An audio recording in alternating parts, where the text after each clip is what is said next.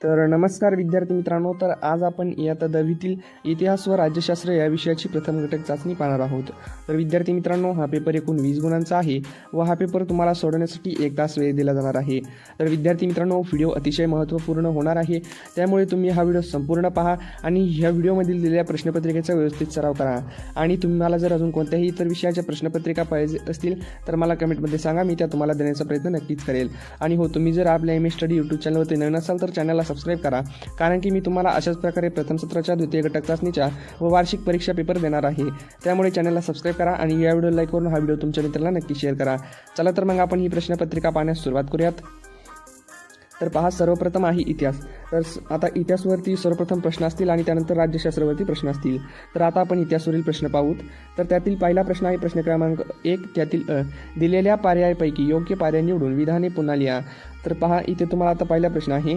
इसवी सन 1734 जर्मनीमधील dash dash विद्यापीठात प्रथमच इतिहास या विषयाला स्वतंत्र स्थान प्राप्त झाले. तर इथे पहा, तुम्हाला पर्याय दिलेले आहेत ऑक्सफर्ड, केम्ब्रिज, गोटिंगन आणि स्टॅनफर्ड. तर असे तुमचे पर्याय आहेत. तर यातील करेक्ट पर्याय निवडून तुम्हाला या विधानाचे उत्तर लिहायचे आहे. तर त्यापुढील आहे दुसरा. भारतीय पुरातत्व सर्वेक्षण खात्याचे डॅश डॅश हे पहिले संचालक होते. तर इथे पर्याय पहा अलेक्झांडर कॅनिंगहॅम, विल्यम जोन्स आणि जॉन मार्शल आणि फेडरिक मॅकमुलर. तर असे तुमचे पर्याय आहेत आणि हे पर्यायापैकी तुम्हाला कोणत्या एका पर्याय जो करेक्ट असेल त्या या प्रश्नाचे उत्तर लिहायचे आहे. तर त्यापुढील आहे तिसरा. नॅशनल फिल्म अवॉर्ड या संस्थेची मुख्य कचेरी डॅश डॅश येथे आहे. तर पर्याय आहेत दिल्ली, मुंबई, पुणे आणि नागपूर. तर यातील योग्य पर्याय निवडून या प्रश्नाचे उत्तर लिहायचे आहे. तर असे तुमचे 3 विधानं आहेत आणि हे तुम्हाला 3 मार्कांसाठी असणार आहेत. तर त्यापुढे आहे प्रश्न क्रमांक 1 मधील ब. पुढीलपैकी प्रत्येक गटातील चुकीची जोडी ओळखून लिहा.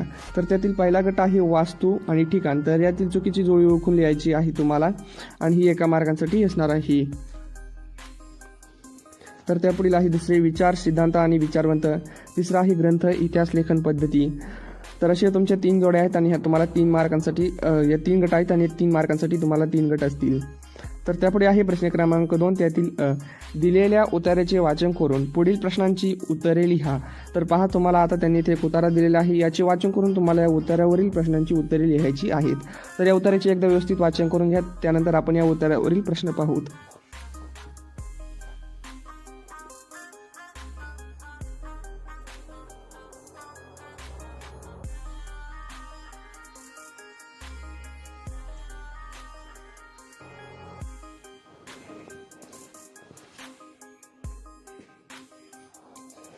तर आता आपण या उतार्यावरील प्रश्न पाहूत. तर त्यातील पहिला प्रश्न आहे हे संग्रहालय कोणी बांधले होते. दुसरा आहे या संग्रहालयाचा विशेष कोणता होता. आणि तिसरा प्रश्न आहे जगातील सर्वात प्राचीन संग्रहालय कोठे सापडले व ते कोणी शोधले. तर असे तुमचे या उतार्यावरती 3 प्रश्न आहेत आणि हे तुम्हाला 4 मार्कांसाठी असणार आहेत. तर त्यानंतर आहे प्रश्न क्रमांक 2 मधील ब. पुढील विधाने साकारण स्पष्ट करा. तर पहा, त्यामध्ये पहिला प्रश्न आहे 18व्या शतकात इतिहास लेखनामध्ये वस्तुनिष्ठतेला महत्त्व येत गेले. दुसरा प्रश्न आहे गोविंद सखारात सरदेसाई यांनी लोक रियासतकार म्हणूनच ओळखू लागले.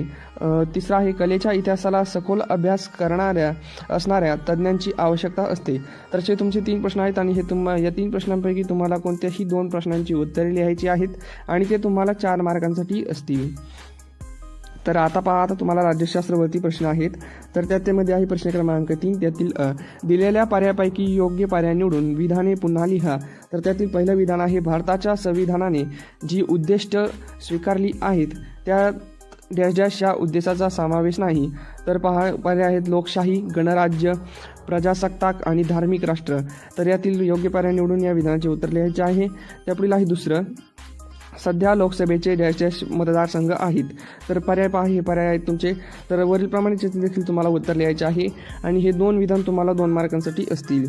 तर त्यापुढे आहे प्रश्न क्रमांक 3 मधील ब, पुढील विधाने चूक की बरोबर ते साकारण स्पष्ट करा. तर त्यामधील पहिला प्रश्न आहे, संविधानाचे स्वरूप एखाद्या जिवंत दस्तऐवजाप्रमाणे असते.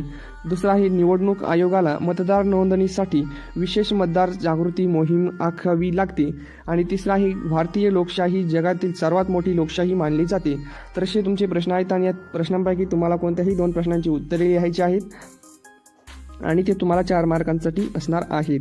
तर विद्यार्थी मित्रांनो, अशा प्रकारे तुमच्या इयत्ता 10वीतील इतिहास व राज्यशास्त्र या विषयाची प्रथम घटक चाचणी असणार आहे. तर विद्यार्थी मित्रांनो, तुम्ही जर आपल्या MS स्टडी यूट्यूब चॅनलवरती नवीन असाल तर चॅनलला सबस्क्राईब करा आणि या व्हिडिओ लाईक करून हा व्हिडिओ तुमच्या मित्रांना नक्की शेअर करा.